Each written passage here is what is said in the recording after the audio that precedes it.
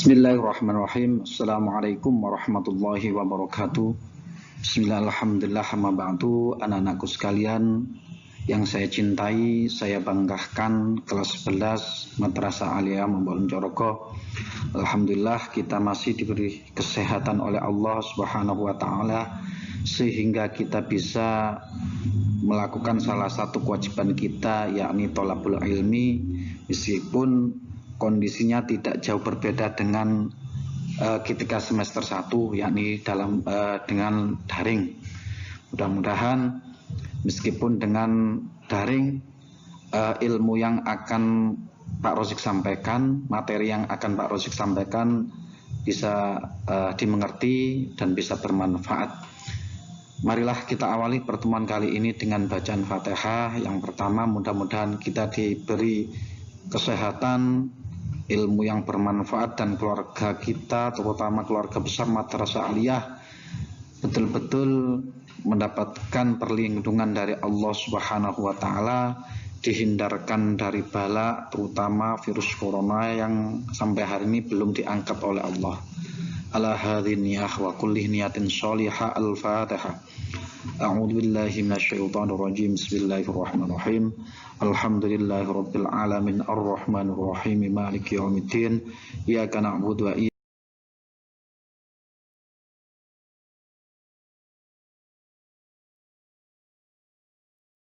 nasta'in. Ihdinas shiratal mustaqim, shiratal ladzina an'amta 'alaihim ghairil maghdubi 'alaihim waladdallin. Amin. Anak-anakku sekalian, untuk materi pertama yakni adalah pernikahan dalam Islam.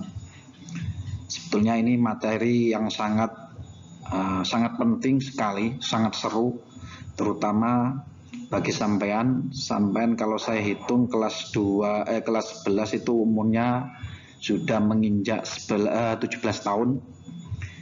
Kalau perempuan dalam kompilasi hukum Islam sudah dianggap cukup umur untuk melakukan suatu pernikahan. Kalau laki-laki belum, laki-laki itu sampai umur 21 tahun. Jadi coro arek sakniki sampean yang perempuan, siswa-siswi yang perempuan sudah mulai menata masa depan. Karena apa? Coro fisik, secara hukum positif yang berlaku di Indonesia, yakni kompilasi hukum Islam, sampean sudah dianggap cukup umur untuk melakukan pernikahan. Bahkan Pak Rozik pernah dengar ada beberapa teman sampean yang mungkin yang sekarang sudah kelas 12 sudah ada yang dilamar. Mungkin kelas 11 juga sudah ada yang mulai ditakokno lah. Oleh karena itu ilmu ini, materi ini sangat penting buat kalian. Nah, untuk mengawalinya, definisi daripada pernikahan. Nikah menurut bahasa adalah adhammu, yang berarti menindih atau berkumpul. Menindih atau berkumpul. Gak usah bahasa lain, gak usah dipikirkan apa kok menindih dan berkumpul. Itu arti menurut bahasa. Sedangkan menurut istilah adalah akad yang menghalalkan laki-laki dan perempuan untuk melakukan hubungan suami istri dengan memakai lafadz nikah atau tazwij dalam suatu akad pernikahan. Jadi akad itu apa? Akad itu adalah ikatan, perjanjian. Perjanjian apa? Yaitu perjanjian antara dua orang makhluk Allah, laki-laki dan perempuan, yang berbeda latar belakang, berbeda sifat, dipertemukan menjadi satu, kemudian diikat dengan suatu akad pernikahan dengan memakai kata-kata lafadz tazwij atau lafadz nikah. Nanti ketika, makanya kalau sampai lihat yang pernah menyaksikan saudaranya yang melakukan akad nikah, pasti ada kata-kata tazwij di dalamnya. Angkahtuka wa zawwajtuka mahtubataka. Misalnya Fatimah binti Maimun bimahrin alatis sholah halan qabiltu nikahaha wa tazwijaha bil mahril mahfud. Pasti ada kata-kata itu. Karena kata-kata itu adalah kata-kata yang harus disampaikan atau diucapkan ketika melakukan akad nikah. Nah, niku pernikahan menurut bahasa. Kemudian langsung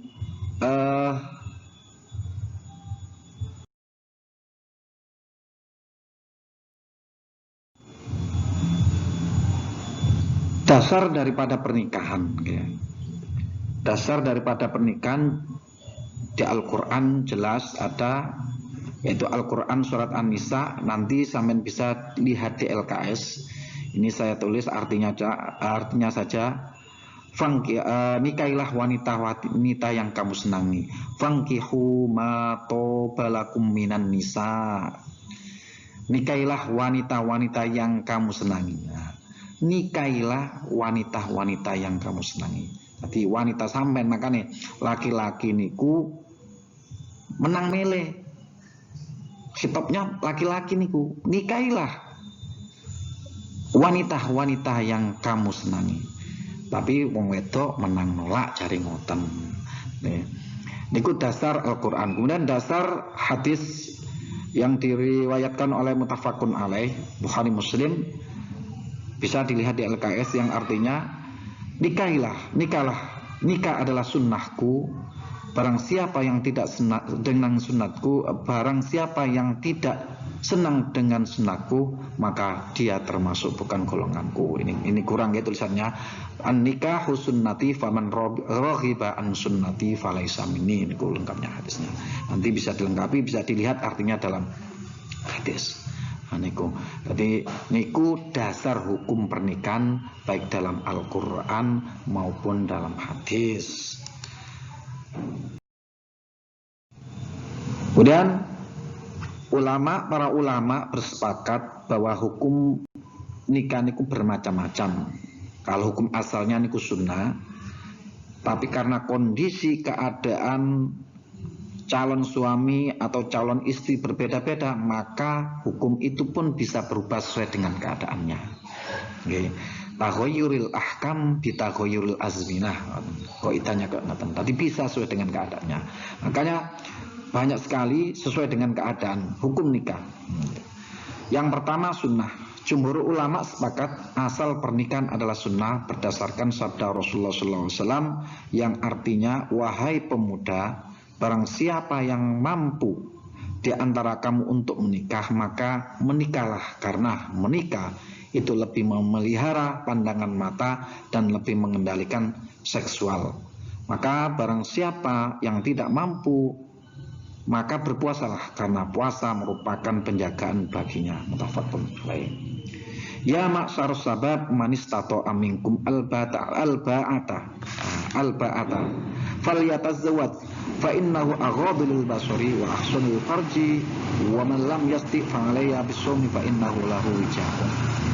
Itu hadisnya, bisa dilihat di LKS halaman 5. Jadi pernikahan adalah sunnah pada dasarnya. Karena hukumnya sunnah, maka secara pengertian hukum, kalau sunnah adalah apabila dilakukan mendapatkan pahala, apabila tidak dilakukan tidak apa-apa atau tidak berdosa. Itu daripada hukum sunnah pada dasarnya adalah sunnah. Kemudian hukum pernikahan yang kedua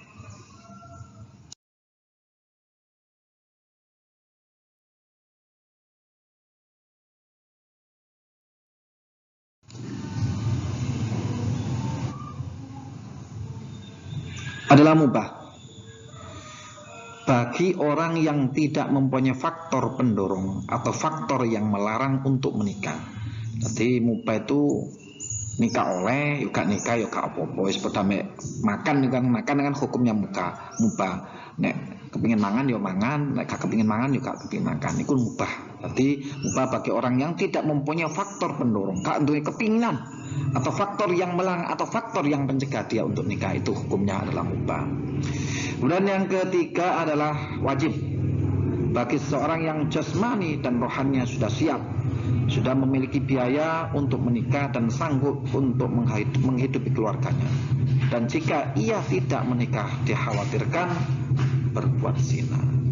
Jadi nikah itu bisa berubah, hukum nikah bisa berubah menjadi wajib. Apabila fisik, kondisi jasmani dan rohaninya sudah siap secara matang, punya uang, punya biaya menghidupi, dan dia khawatir kalau dia tidak menikah, maka khawatir dia akan berbuat zina. Maka bagi orang yang mengalami semacam itu, kondisi semacam itu, maka nikah adalah wajib baginya. Nanti duwe akeh, wis siap lahir batin,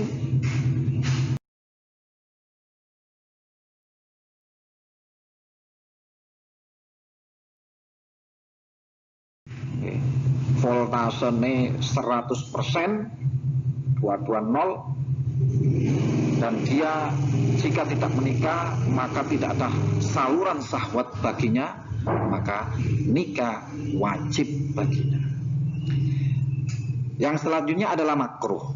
Makruh bagi orang yang secara jasmani dan rohani sudah matang, tetapi ia tidak memiliki biaya untuk nikah serta menghidupi keluarganya.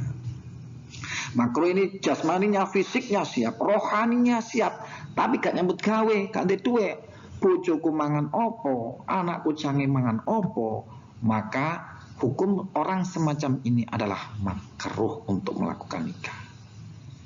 Kemudian yang selanjutnya adalah haram. Haram, hukum nikah menjadi haram bagi orang yang menikahi wanita yang bertujuan untuk menyakiti atau mempermainkannya. Ini haram. Misalnya contoh, babarek bojoku tuwek titik, sing penting sugih. Loro-loron pisan, kathik loro niku diabet bangku nek gawe wedang takekan gula sing akeh cek ilang mati. Niku haram. Itu haram karena apa? Ada tujuan maksud-maksud tertentu untuk menyakitinya. Tapi tujuan pernikahan semacam ini adalah haram. Ya, maka nikah adalah sebuah ibadah, maka awalilah ibadah itu dengan niat yang baik.